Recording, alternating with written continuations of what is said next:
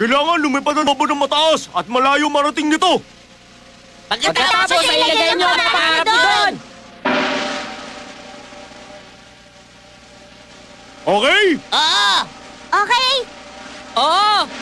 eto na! Lumipad ka! Wow! Lumipad ka!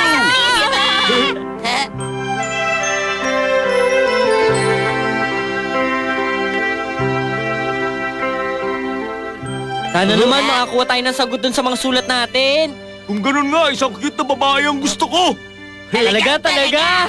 Ako naman gusto ko makuha yan ng isang prinsipe mula sa ibang bansa. Imposible yun! Bakit naman? Imposible mangyari yun dahil madaling nawawala ng hangin ng mga lobo. Kaya hindi sila masyado nakakalayo. Talaga? Pero baka naman may posibilidad pang mangyari. Sana nga.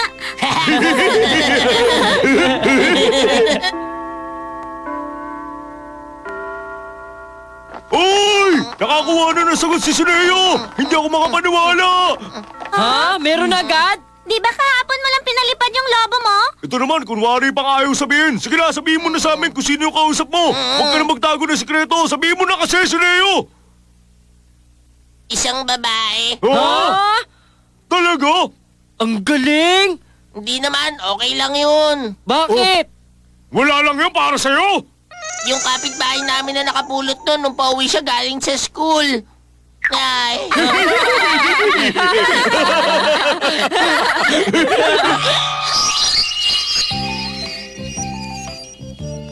Medyo malayo ang nalipad, pero ang nakakuha naman ay isang teacher sa isang eskwelahan at ang sabi niya ay marami raw akong nagawang mali na spelling sa mga salita. Oh, ito. Ha? Ha?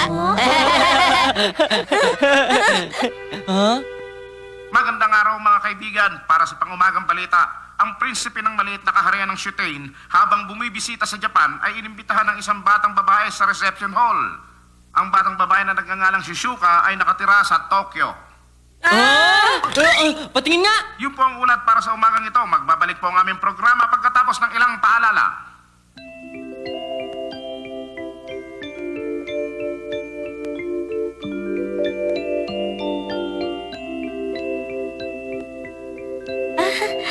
Welcome ka dito, Miss Shizuka. Maraming salamat sa pag-imbita mo sa akin dito. Natutuwa ako sa mga taong nakilala ko. Marunong ka palang magsalita ng lingwahe namin. Hindi naman masyado pero pinag-aralan ko lingwahe ninyo para magkausap tayo. Pwede ba mula ngayon magsulatan tayong dalawa? Okay lang ba yun sa'yo, ha? Okay.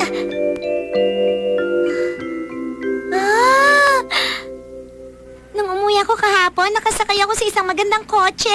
Sa palagay ko yun ang pinakamagandang araw sa buhay ko. Ang galing! Sinagot yun na isang prinsipe! Ang swerte mo naman dahil nangyari sa'yo! Ang galing talaga, no, Nobita? Uy, Nobita! Ano ba problema? Kasi wala pa sumasagot sa sulat ko. Bakit kaya? Hindi kaya nahulog ang lobo mo sa may kanal? Baka ganun ang nangyari! O baka may nakatanggap na sulat mo pero hindi niya mabasa dahil sobrang pangit na sulat mo.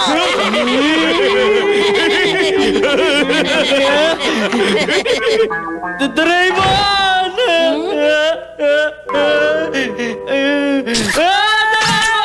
Gusto ko may sumagot ang sulat ko kahit na sino basta sagutin lang ang sulat ko! Naiintindihan ko, gagawa ko ng paraan yan. Ay, naku naman. Long distance controller!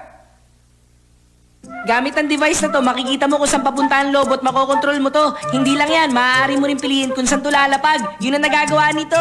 Ayos ah! Para may sulat ko yung liham, peram na ako na model letter pen mo. Sige na! Eto. Hindi na bale, pwede ka sumulat ng kahit na anong liham. Para sa tao makakakuha ng sulat ko, sana maging magkaibigan tayo at maglaro tayo minsan. Dahil nagsisimula ka pa lang, pwede ka magsulat ng maikli. Ayos lang yun. Kung meron man makakatanggap nito, hindi niya naman to pupulutin eh.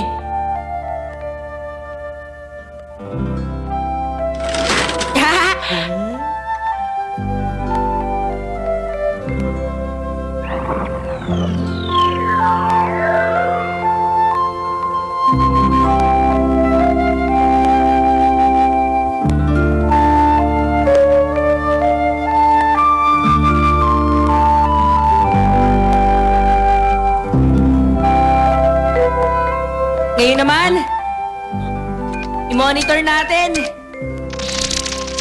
Gumalaw na! Wow! Lumilipad yung lobo! Ngayon, Nobita, anong klaseng taong gusto mo makatanggap ng iyong sulat? Sabihin mo lang. Gusto ko magulat ang lahat. Gusto kong kilalang tao gaya ng isang artista o kaya isang sikat na manlalaro. Okay, kailangan natin maghanap ng stadium.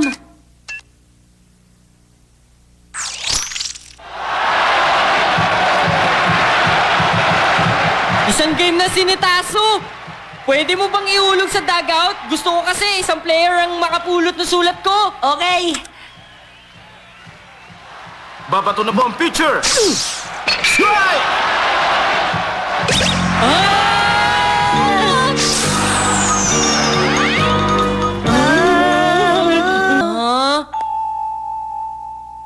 May papalapit sa atin na kung anumang bagay. Remote control na lobo na may bomba! Barilin nyo! Wag naman!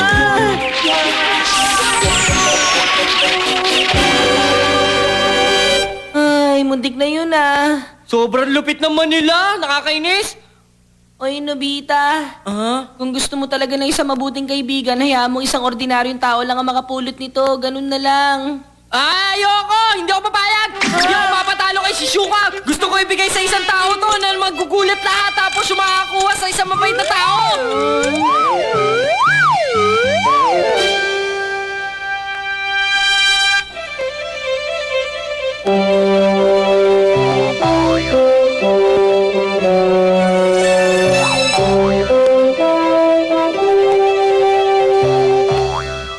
Gusto ko isang sikat na tao sa buong mundo makatanggap nito. Kahit tawirin natin ang karagatan, sa tingin mo ba gaano kalayo mararating nito?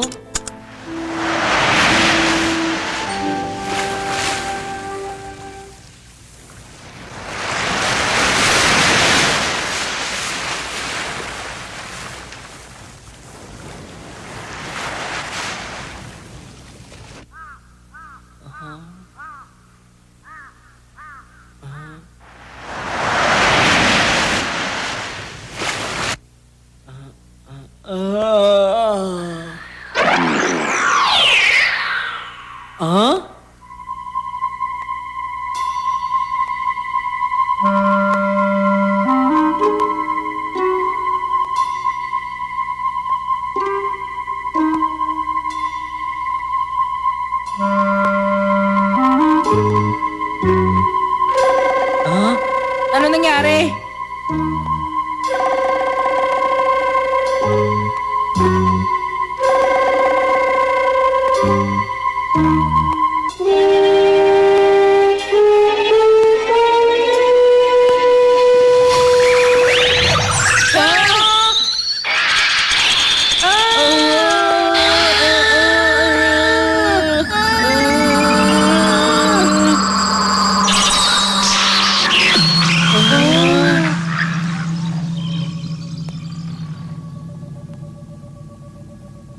Ito ay... Ano nangyari? Ba't wala tayong makita? Sira ba? Nasira? Pero bakit nasira, Doraemon, ha?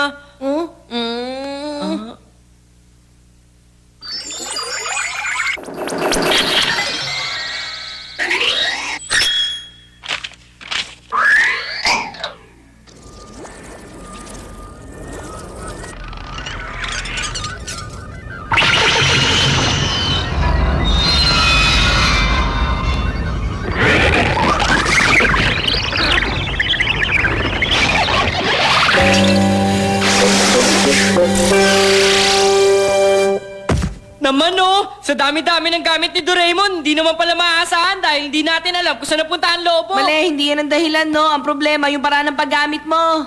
Yung mga gamit mo ang dapat sisihin. Pagkatapos natin magpakahirap, ganun lang ang mangyayari. Wala rin sagot yun. Yung paraan ng paggamit mo ang dapat sisihin! Isang sulat.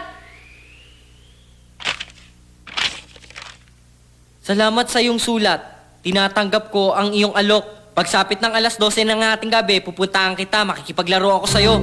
Sumagot siya! Sa wakas, sumagot siya! Yay! Alas alas 12 ng hating gabi, hindi ba masyadong gabi na yun? Hindi ka ba nagtataka?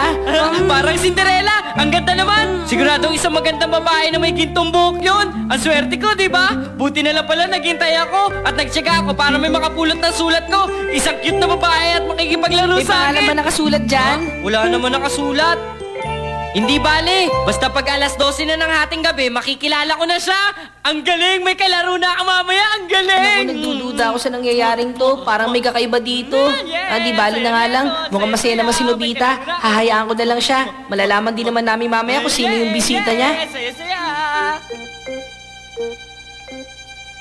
Yung juice at yung pagkain nakahanda na, di ba? Alas 12 na ng hating gabi ngayon. Konti na lang.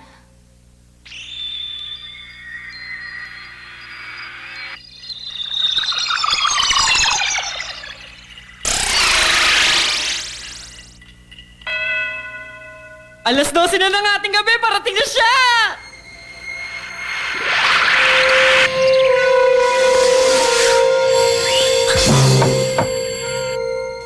Andiyan na siya! Si Cinderella! Magandang gabi!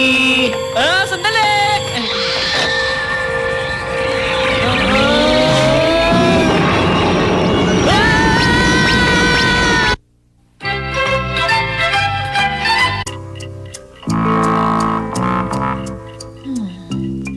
Gumagabi na kanina pa natapos ang klase ng mga bata sa school.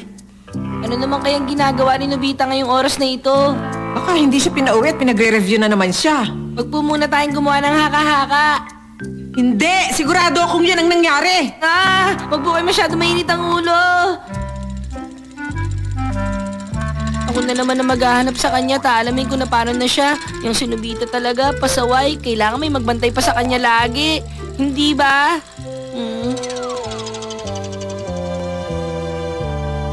Saan lubalog kaya napunta si Nobita?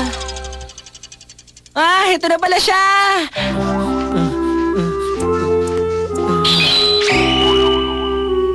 Ay, bakit ba kasi ganito ang nangyari? Natulog ka na naman sa klase, no? Doraemon! Ha? O baka naman nakalimutan mong gumawa ng homework mo. Hindi naman sa ganun. Nagkamali ka. Si Damulag kasi pinilit ako maglinis kanina eh. Nakakainis nga. Ano na naman? Kailangan pa raw nila mag-practice ng basketball eh.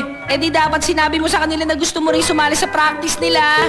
Sinabi ko nga! Sinabi ko sa kanila, gusto ko rin sumali! Hindi ka namin kailangan para sa practice, Nobita! Di ba? Ang sama nila! Sino pa sila para sabihin ng mga bagay na yun sa'yo? Bakit? Plano mo ba akong tulungan, ha? Ay, alam ko na. Meron akong gamit dito na makakatulong sa'yo. Ang touch glove! Gamitin mo lang ito at malalaman mo na kapag hahawakan mo ang isang tao, magpapalit kayo na kanilalagyan sitwasyon. Eh di kung hinawakan ko to... Ay, tigil mo yan! Mag-iiba ang kalagayan ko! Tandaan mo to, kailangan mong gawin ang dapat mong gawin. Ngayon, kailangan mo kasi kasuhin si Nadamulag. Dapat mo silang harapin. Hoy! Handa na ba kayo? O sige, hawakan mo na sila Damulag, Nobita. Gawin mo na ngayon. Eto na! Salihin mo na mabuti! Ayos!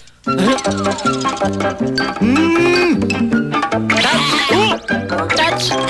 Touch! Touch! Uy, teka, anong ginagawa ko rito? Bakit ako nandito? Naku po, kailangan natin maglinis sa classroom. Nakalimutan mo na ba? Oo nga, nakalimutan ko! Baka mapagalitan tayo. Tayo! Mapagalitan tayo. Kita mo na, gumanda hindi ba? Ang galing nga nito! Ano na naman yung binabalak mong gawin ngayon? Ha? Doraemon, pwede mo ba ipairam sa akin to? Sige na! Hindi pwede! Huwag mo naman sabihin niya, pumayag ka na lang! Hindi yan ang ibig ko sabihin. Ibalik mo yan sa akin para na rin sa kapakanan mo. Bakit naman? Kalat kasi ang utak mo. Yun lang naman ang dahilan. Alam ko may binabala ka kaya hindi kita pwede pabayaan lang ng basta-basta. Ganun ba? Eh di hindi ko na lang susoli sa ito. Ako na magtatago ng kwantis na to. Sorry, Nobita. Mukhang hindi ko dapat sinabi sa iyo yun. Pasensya na. Huli na ang lahat. Hindi ko na isusoli ito. Sa akin na to ngayon! Teka! Kailangan ko ng guantes! Ay, soli mo yung guantes ko! Akin na yan!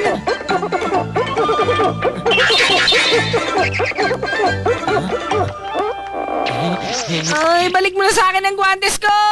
Ayoko nga. Hindi ko susoli sa ito. Sorry ka na lang. Sa akin na to. Catch! Gusto mo itong guantes na to? Andito na ako! Oh? Nobita? Ano ba ang pinagagagawa mong bata ka? Kinalimutan mo na naman gawin ng homework mo kaya hindi ka muna pinauwi pagkatapos ng klase niya, tama ba? Bakit ka ba ganyan? Hindi ko na alam kung anong gagawin ko pag didisiplina sa'yo. Sobrang pasaway ka! Ay, naku po, nakakainis. Ako pang kolektor. Eh? Ma'am, kokolektahin ko na po yung bayad ninyo sa gas. Touch? Anong ibig mong sabihin, andito ka para kolektahin ng bayad sa gas? Kailangan makinig ka muna sa sasabihin ko. Hindi pwede yan. Yun ba yung bill namin nung nakaraang buwan? Yun ba yung kukolektahin mo? Sorry po. Bumalik ka na lang sa ibang araw. Hindi kita mabibigyan ngayon. Ang galing nito. Pero sigurado pagdating ni Doraemon, hihingi niyang guantes na to. Talaga, sorry kung ginamit kita para gawin mo ang homework ko. Pero makakatulong sa akin ng malaki yan. Sige, papahinga muna ako. Ano to? Bakit akong gumagawa ng homework mo? Nobita? Pasensya na, pero pwede bang ikaw muna ang mamili ngayon para sa akin? Opo, sige, madali lang yan. Sige, gawin niyo na po na mag-isa yan. Kaya niyo na yan, Touch. Okay, mag-ingat po kayo. Sige, aalis na ako. Ako rin ay lalabas ngayon. Sige, Doraemon, inaasahan kitang tapusin mo yung homework ko. Bye-bye! Ang hirap naman ang ginagawa ko. Saan kaya ako pupunta? Ah, alam ko na. Pupunta ako kay Shizuka. Nobita! Nabulag! Nandito si Nobita! Bilisan mo! Dali! Ah?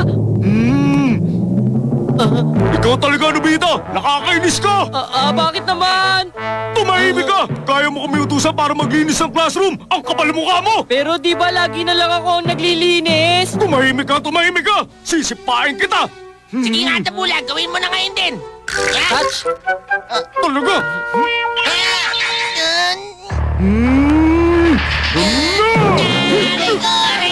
Nabulag! Tama Sa'yo! na! Maglaro tayo, Shizuka! Ah, Nobita?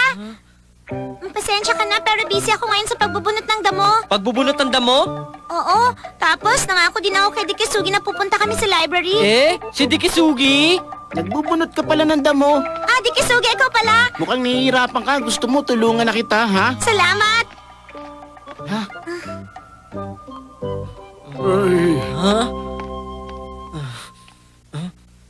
Lolo! Ha? Mukhang nahihirapan na kayo. Bubuhatin ko na po para sa inyo. ha? Oh.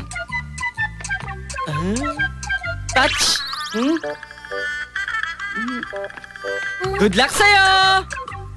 Ako na po. Ay, maraming salamat sa iyo, iho. Okay lang. Medyo malayo pero alam kong kayang-kaya mo yan.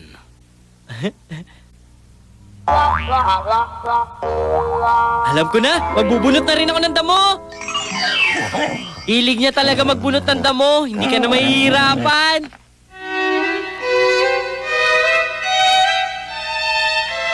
Gabi na siya.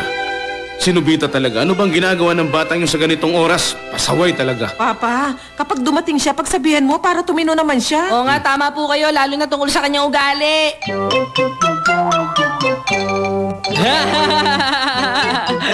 Nobita, pag hindi ka pa umuwi, mapapagalitan ka na ng magulang mo. Okay lang yon, walang problema yon. Pero gabing-gabi na kasi.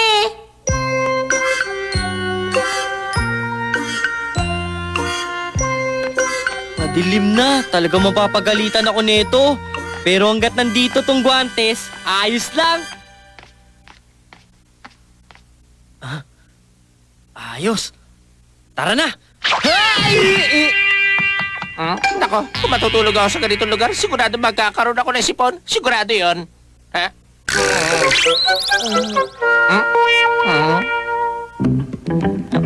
Nandito na ako! Saan ka nang galing?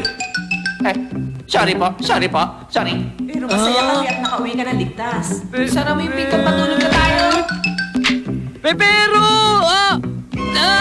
nandito pa ako sa labas. Buksan niyo ang pinto, Doraemon! Nobita, parang may alcohol ka ngayon, ah. Nandito pa ako! Oo nga, meron ka pang bigote.